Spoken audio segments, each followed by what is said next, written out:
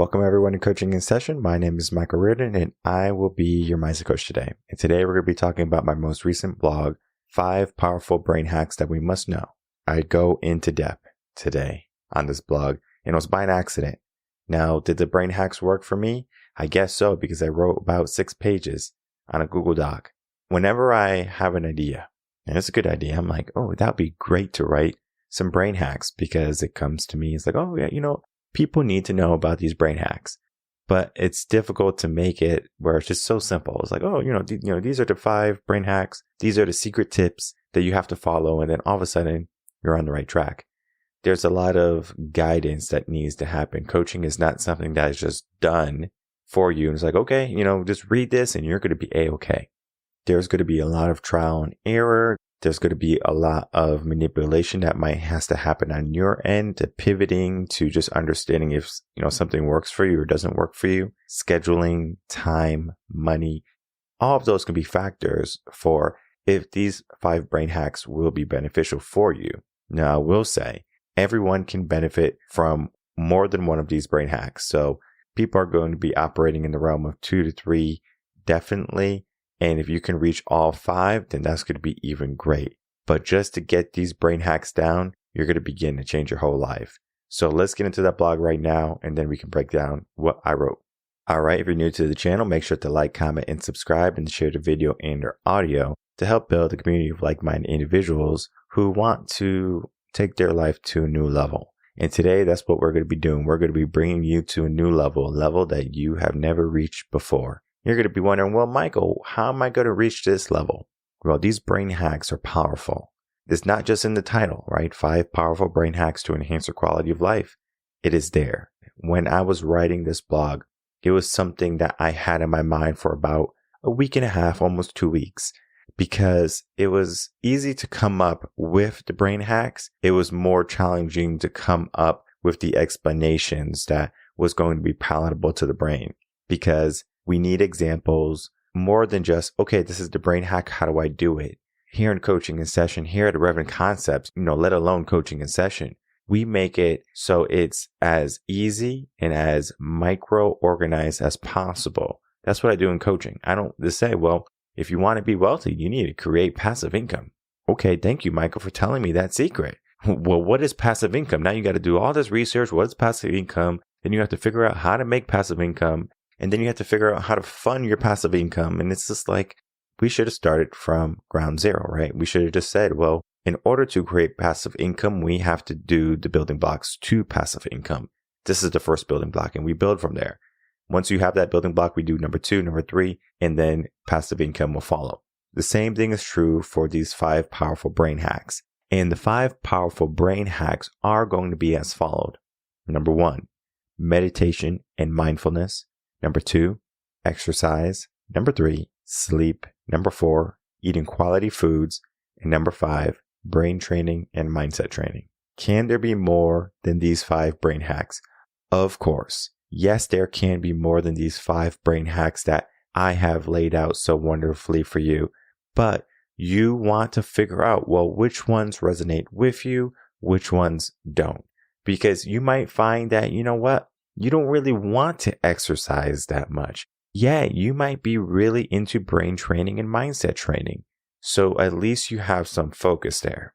You might not want to meditate, but maybe you can be mindful, or maybe you can get some more sleep and build up your exercise routine and regimen. These are not mandatory hacks. I want people to understand that forefront, because if I'm just saying these are the 5 hacks you need in order to make your quality of life, no, it's not true. These are 5 powerful hacks that will change your life if you want to implement them. Do you have to implement them all? No. Do you have to implement them at the same time? No. You can implement them in processes and waves, however you want it, right? You get to create that for yourself. For me, the most powerful ones are number 2, exercise, 3, sleep, and 5, mindset training. Now, those are my most used ones. 4 comes next, and then number 1 is meditation and mindfulness. It sounds crazy, right? These are not in order. Meditation and mindfulness is just one of those things that come to your mind when you are, I'm thinking about some brain hacks. What can I do, right? Meditate. be more mindful, gratitude. Those ways of thinking can be powerful, but just how I gave you my order, you're going to have your own order too. So I encourage you to take a look at this, understand what order those brain hacks are in for you, and then I want you to just listen to this episode. And when we get to those sweet parts that are for you, meaning if you are a number 3 and sleep is your brain hack, let's utilize that area so you can be the best in that area. This blog is, again, lengthy. It is long. As you can see, if you're on YouTube, it goes down for a bit. Now, this was an accident. I didn't mean to write this much. I said I'm going to write 2 pages. It was 6. I don't know how that happened. It's like I wanted to write a book for y'all.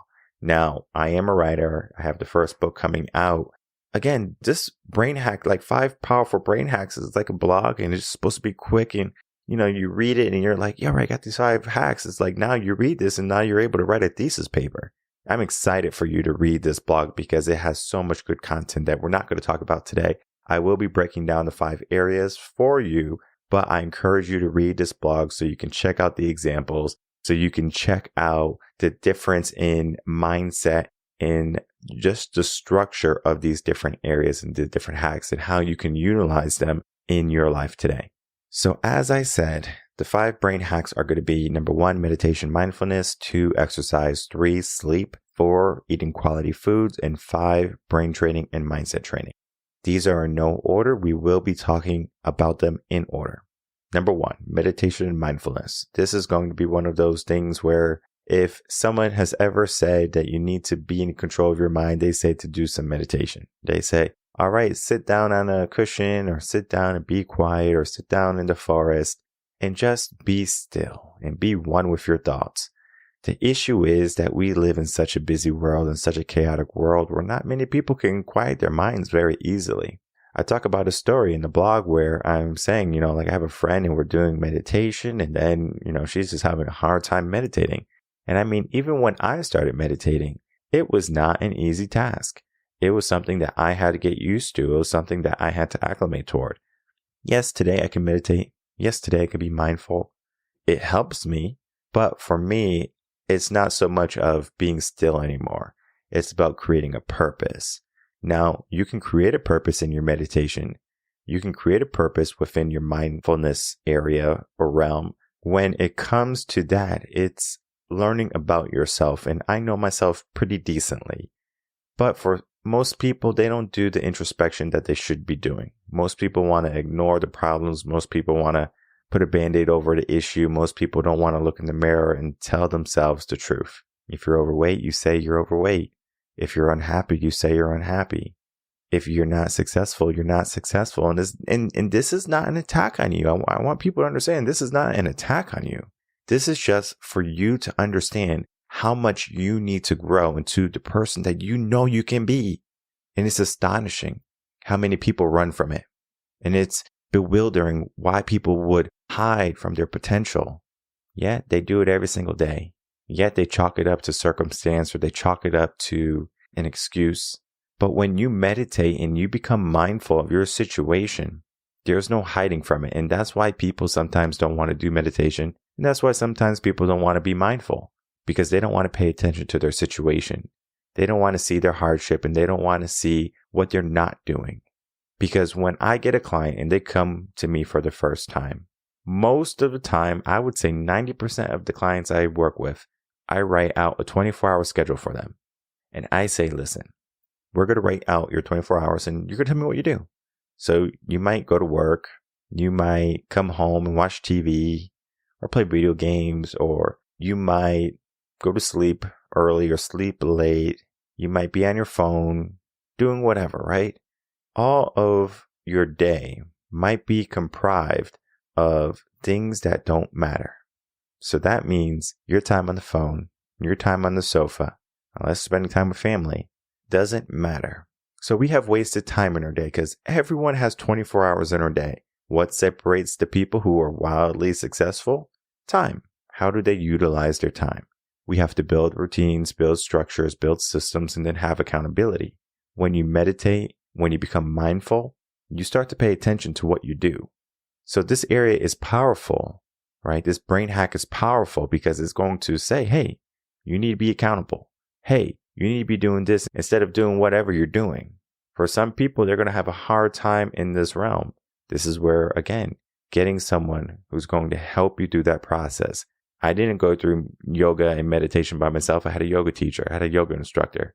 If I didn't have that, I wouldn't be where I am today. Or if I went on that journey by myself, I would still probably be on that journey. When you have a teacher, when you have a coach, when you have a mentor, when you have a guide, you get there so much quicker. And meditation is guided, because if you can be guided to understanding yourself, your meaning, your potential, your purpose, your passions, all of those wonderful things, you're going to find you get there quicker with a teacher. Just saying. And then we go into the brain hack number 2, my favorite, exercise.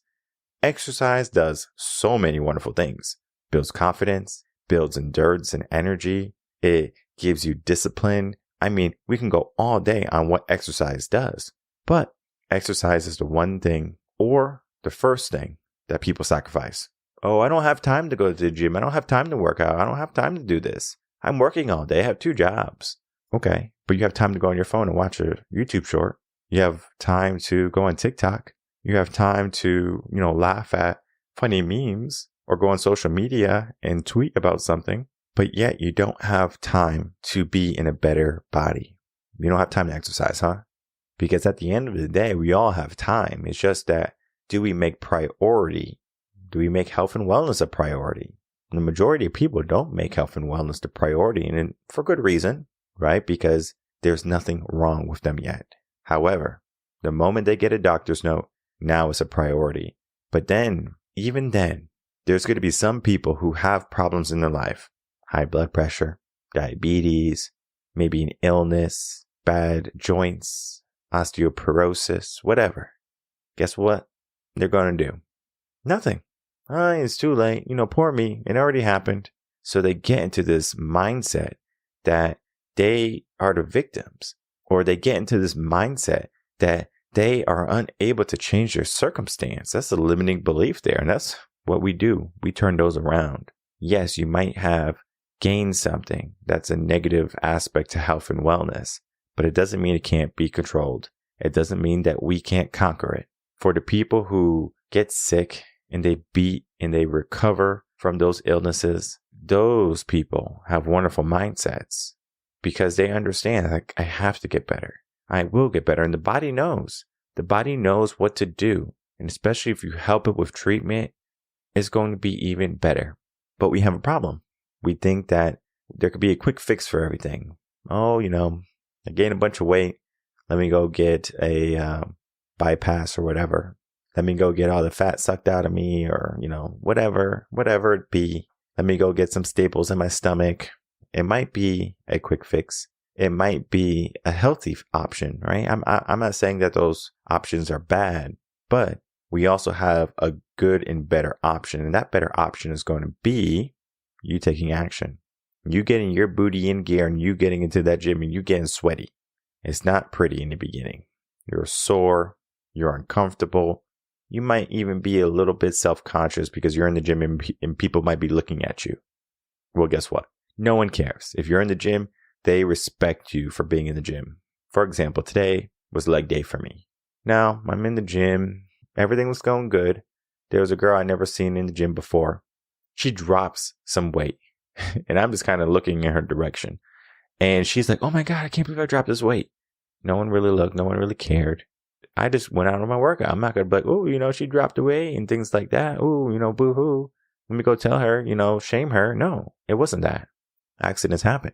She's in there working out, trying to be more healthy, trying to be more fit. Who am I to roll up on her and say, hey, you need to stop dropping the weights. You're interrupting my workout. The only thing that would have done is made her even more self-conscious than she probably already is or was at the time. And now she's not coming in the gym anymore. That's not what we want. And everyone in the gym knows that. So when you go to the gym, understand it's about working out, being better. But we have to become regimented in that. We have to create a system. It's difficult to do it by yourself. Even at points in my life, I had to get a trainer. Not that I need a trainer. It's just that I needed someone to hold me at a higher accountability level because I wasn't showing up, because I was letting all the world get on me. I was letting all my traumas take over and all my depressions rule me in my actions and my behaviors. And I said, you know what? I need someone to hold me accountable. You can get a coach. You can get a trainer. It doesn't matter how you do it when it comes to exercise. Your health and your wellness matter. So get into gear. And in this area, I'm talking about the benefits of working out. And then, of course, some tips and tricks how you can start working out even more. The next is maybe my most favorite, but not my most used one, is sleep. Sleep is one of those things we take for granted. We get bags in our eyes. You probably see me on the podcast sometimes. I probably have bags under my eyes right now where it's like you're doing so much. You're just doing too much. You're not getting enough sleep. But sometimes that's reality. I remember one time when I was still a teacher and I was in the car line and I had just bought my dog for the first time. She was a puppy. She cried at night. She needed to go out it seemed like every hour. And I'm just like, Jesus. And she's just crying in her crate. And so I had to sleep on the floor for the first couple of nights so she can get used to just being in the house, being in the crate. Eventually, after some months, she was able to sleep, next to the bed because she wasn't like peeing everywhere. She was, potty trained for the most part. But in the beginning, let me tell you, that's difficult. It is extremely exhausting to have a puppy and to train that dog. I didn't get any sleep. Now it's like you don't have to look at it as a pet. You can look at it as a human where maybe you have a new kid. I'm a survivor of that too, where I had a kid last year and, it's just a whole life turn, right? Every 2 hours they have to eat. You have to change your diapers. You literally changing diapers with your eyes closed like this. You're just like changing diapers. You just become a professional at it. It's difficult to get some good rest when you have a little one, especially if you're a parent, because you want them to be good. You want to make sure that they're still breathing and that there's nothing wrong with them and that everything is going according to plan, them growing up, being safe and happy. Well, I would wake up and I would look at him and I would say, okay, he's breathing, it's just like I was just giving myself shock after shock. And I'm telling you, the bags under my eyes for the first months of just having a baby were ridiculous. Even though babies sleep quite a bit, it was almost like, yes, you're sleeping, but I have work to do too. I have a business to run and I have podcasts to record. It was a lot, but we managed. And it's even more difficult when you don't have family. We live in Texas by ourselves. We don't have family here. So it's a lot of hard work. We hired a babysitter, a nanny. They did a terrible job. So it's like they get fired and it's like, what do? We can't find good help anymore. We don't have family around. It's sacrifice at this point. What do we sacrifice? We sacrifice sleep. Sometimes, you just have the kid and the kid will be on you or next to you and just all of a sudden you're just knocked out. So my wife and I, we have pictures of us just knocked out, just sleeping with the kid because we're just so exhausted. That is what happens sometimes when you have responsibilities that take precedence over sleep. Yet sleep is a powerful thing. Sleep can help us become energized. It is important for our repair in our body and our mind. And if we don't get enough sleep, we're going to go a little cuckoo. So we need to get sleep. We need to prioritize sleep. Now that my kid is older, it's a lot easier for me to get the sleep, to run the business and do everything I have to do. We manage. You will manage. But you do have to make sure that at some point you get back on track, a good sleep cycle. It doesn't have to be 8 hours straight. You can be a sleeper that sleeps every couple of hours. That's what I do right now, where I sleep anywhere from 3 to 5 hours when I know I can get some long sleep. And when I am during the day, I'll get an hour to maybe 2 hours of sleep. It is extremely effective for me to get that type of sleep. Yes, I get my 5 hours at one point and then I get the rest a little bit later. It might not be the full 8, but it is close to what I need. And then on a day off, when I don't have meetings, when I don't have many obligations, I'm going to be catching up on my rest. Now, I might not sleep 8 hours straight because my body is just always just jumping up like, oh, I got to do this, I got to do this. But when I feel tired on my day off, if I have a day off, I say, you know what, I'm going to rest. I'm not going to push myself. So if I'm doing a recording, I'm doing an edit, if I'm doing some writing, if I'm meeting people, now I'm not going to fall asleep during a meeting, of course. The whole process of me going through that sleep process is this important right now? Or is my sleep more important? Sleep wins. So if I'm at the computer and I'm nodding off and I'm just like, let me take a step back. Let me go to the bed. Let me lie down for a little bit. And that helps me become energized so much more quicker than me trying to force it and then me just having a terrible day. And then we get into number 4, quality foods, eating quality foods. This one is a quick one. It's not going to be a long explanation. You eat quality foods, you feel better. If you eat fast food all day, you're going to feel sluggish. You're going to feel slow. That is just how it is when it comes to food. Your body just needs so much more than what a fast food place will give you. Going to McDonald's and getting a salad is not helpful.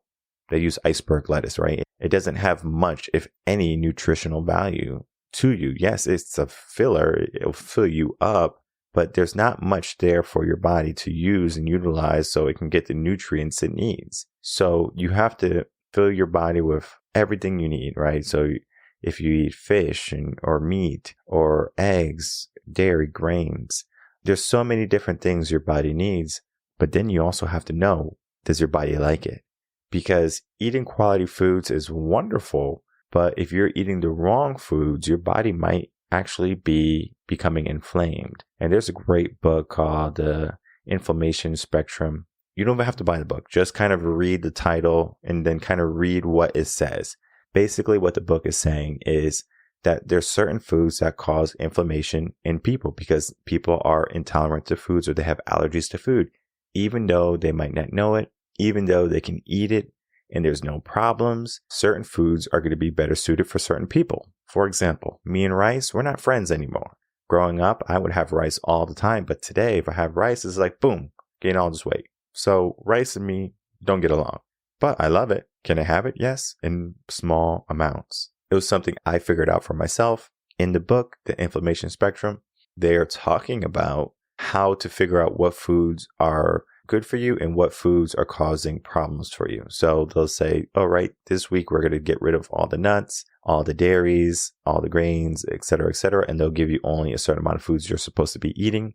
And you just kind of figure out where your body's going. Sometimes your body's doing a really great job. And it's like, yes, your body's doing good, losing weight, feeling good, energetic. Your muscles are, popping up. Like, oh yeah, this is looking good. But sometimes you might eat something, you're just more tired than usual. You're just like, whoa, like, what's wrong with me? I had a good meal, but now I'm just feeling sluggish. It's because our body is going through food that is just not helpful for our body. Everyone has a different body. We have different minds too. And our body is going to have to go through that. Yes, you want to give yourself fruits and veggies and all of those wonderful things your body needs, but you should learn your body too. So a brain hack here is not only to eat quality foods and healthy foods more than you eat bad foods, but to understand what type of foods work for you, work best for you.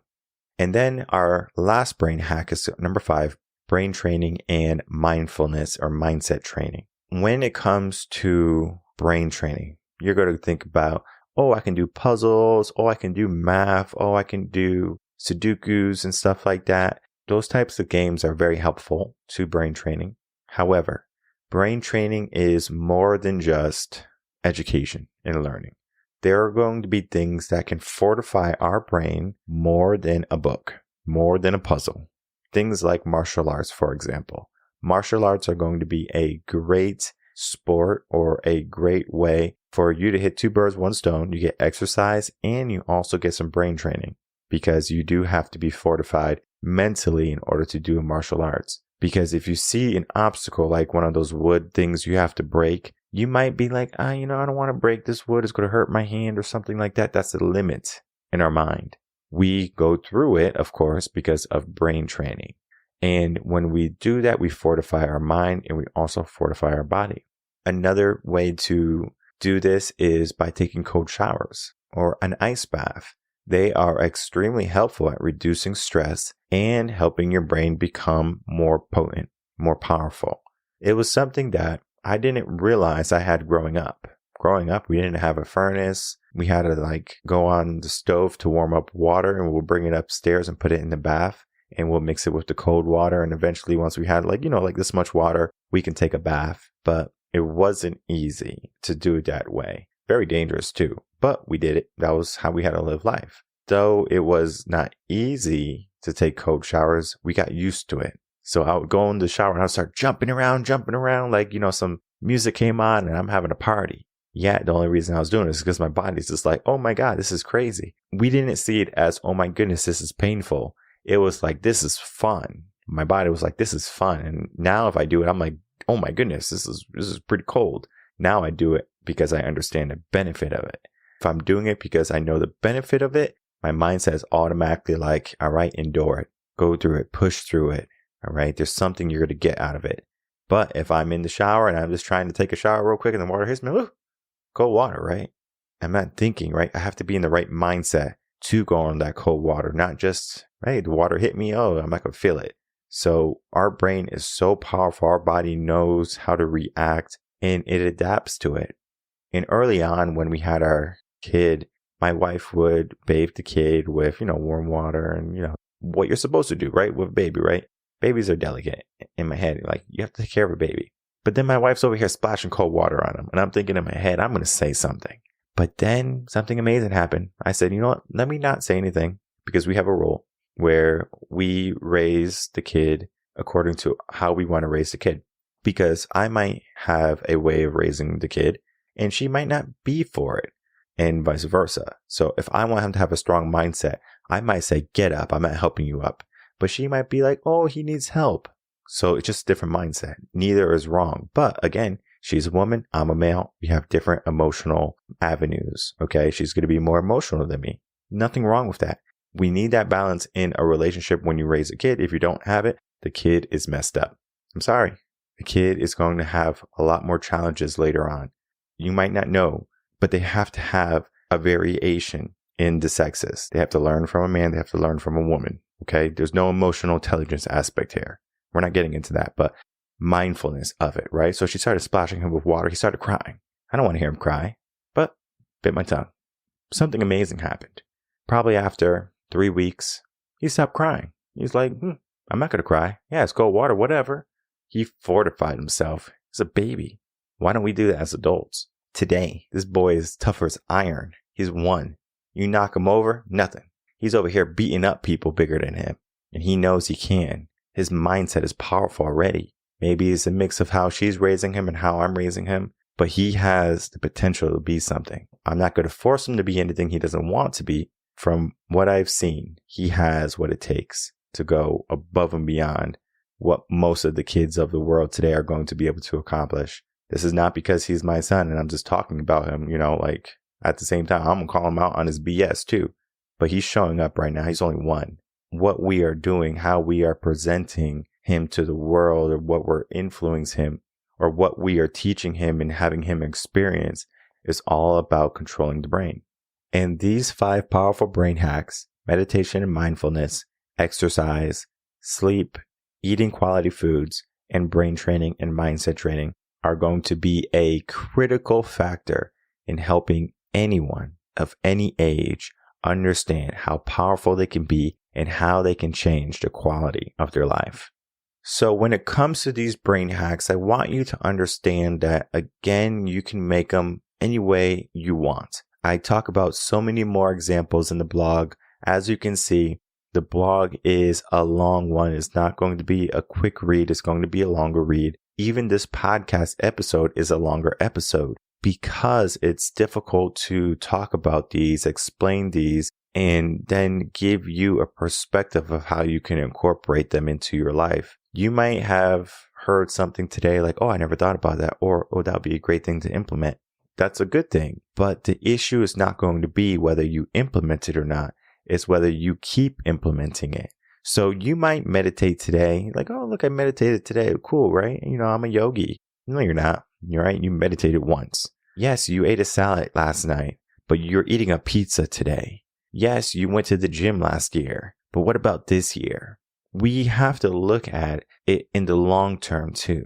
We have to create a consistency in these brain hacks, because these secrets that are in this blog, all the tips that I didn't even talk about today, because there's even more, are in here to help you be more proactive in your life, be more productive in your day, and to continue to enhance where you are and get you closer to where you want to be. For the people who are having a hard time living life, I encourage you to read this whole entire blog. For the people who are doing well, you can probably listen to this podcast and you can be on the right track. But it doesn't matter where you are.